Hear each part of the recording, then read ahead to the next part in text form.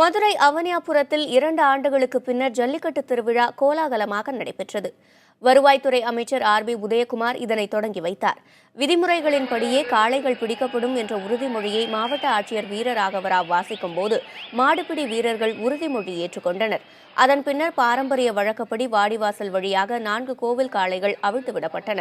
அதனைத் தொடர்ந்து ஜல்லிக்கட்டு காளைகள் ஒன்றன் பின் ஒன்றாக களத்தில் சீறி பாய்ந்தன. சில காளைகள் களத்தில் நின்றபடியே காளையர்களை மிரள வைத்த காட்சிகளும் நிகழ்ந்தன. காளைகளை பிடித்த காளையருக்கும் பிடிபடாமல் சென்ற காளைகளின் உரிமையாளர்களுக்கும் உடனடியாக பரிசுகள் வழங்கப்பட்டன. இதனை உள்ளூர் வெளியூர் மக்கள் ஆயிரக்கணக்கானோர் கண்டு ரசித்தனர். ஜல்லிக்கட்டு நடைபெற காரணமாக இருந்த மாணவர்களும் இளைஞர்களும் ஜல்லிக்கட்டை ஆரவாரத்துடன் கண்டு ரசித்தனர்.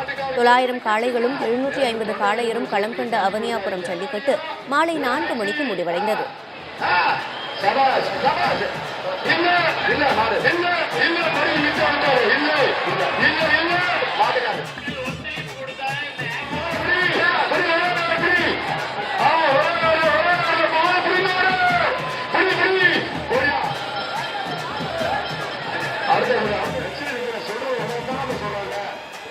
சொல்றேன் கேளுங்கய்யா.